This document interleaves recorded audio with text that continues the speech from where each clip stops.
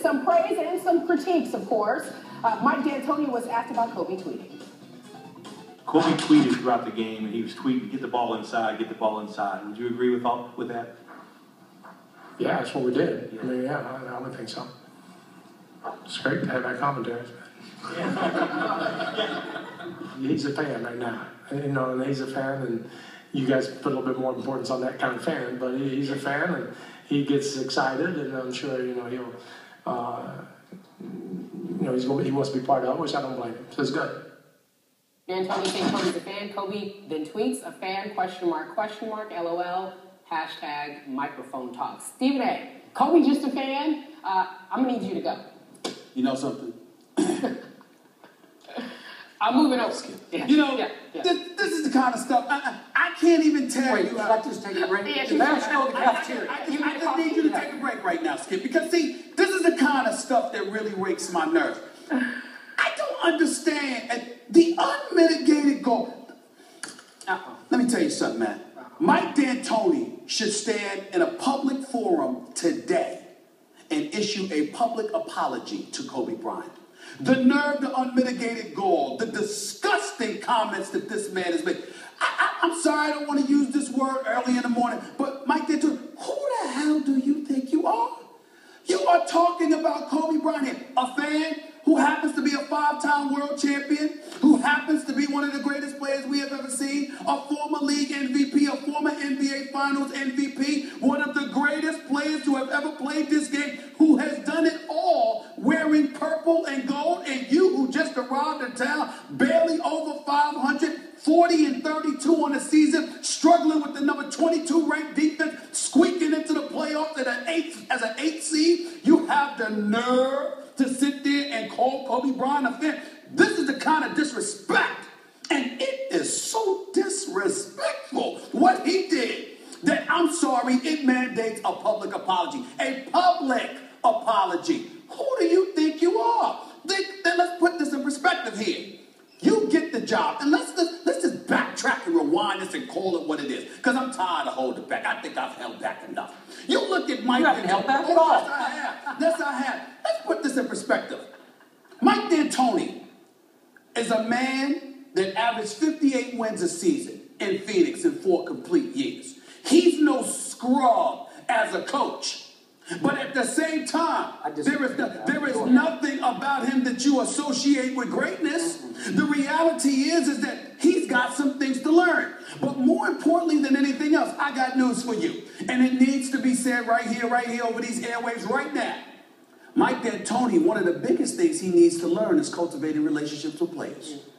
You come to New York City, you don't want Carmelo Anthony. You alienate Carmelo Anthony before he even arrives, by the time he arrives, okay? And then ultimately that leads to yours, because 18 and 24 last year, ultimately getting you booted out the door. By the way, Mike Woodson for the New York Knicks is like 45, almost 50 games over 500 since Mike D'Antoni left. All right, so you got that relationship issue, okay? You come to Los Angeles. You start the job. This is literally and factually correct. You start the job on a Tuesday night for the Los Angeles Lakers. That Friday against Memphis, you bench Pau Gasol. A 2-time champion, one of the most versatile big men in the game. Not only do you bench him, but you disrespect him by talking about his lack of production. As if you haven't even had a chance to put a tic-tac in your mouth before you sit there and insult this man who's brought 2 championships to L.A. Okay? So then all of a sudden you talk about how, well, you know what, we got to cater to our franchise player. Then near the end of the season, you alienate Dwight Howard to the point where he's sitting there saying, could you throw the ball inside? And you dismiss him after dismissing Pau Gasol, which, by the way, early in the season, you dismissed Kobe because some of the suggestions that Kobe was making, you basically were saying to him, you play our coach. You want to do things your way, even though your way hasn't proven to work on a championship level. And then last but not least, here we come with Kobe. Do I think that Kobe's tweets were a bit too much? I'm here to tell you, Absolutely, I do. There gets to a point in time where it's like, all right, chill out, because you know what? A little bit too much tweeting. You might be making the players uncomfortable. You never know what kind of residual effect that could have or whatever. But it is clear that he didn't look at it that way at the time. He's just looking at his team, doing what he always does, and he's home bored to death and it's driving him crazy that he couldn't play. So that's all. So that's why I applaud him coming out with the tweet after. You know what? I didn't mean anything by it. I need to chill.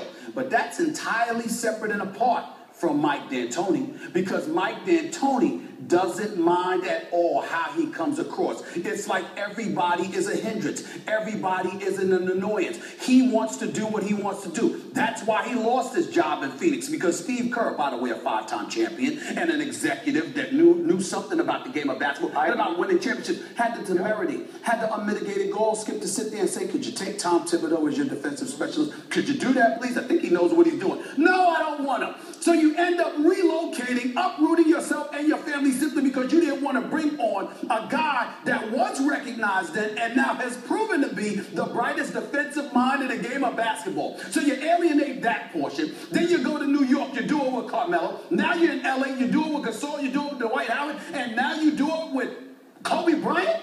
Kobe? Bottom line is this. Who does this man think he is? Enough's enough. It has to stop. This man needs to issue a public apology to Kobe Bryant today.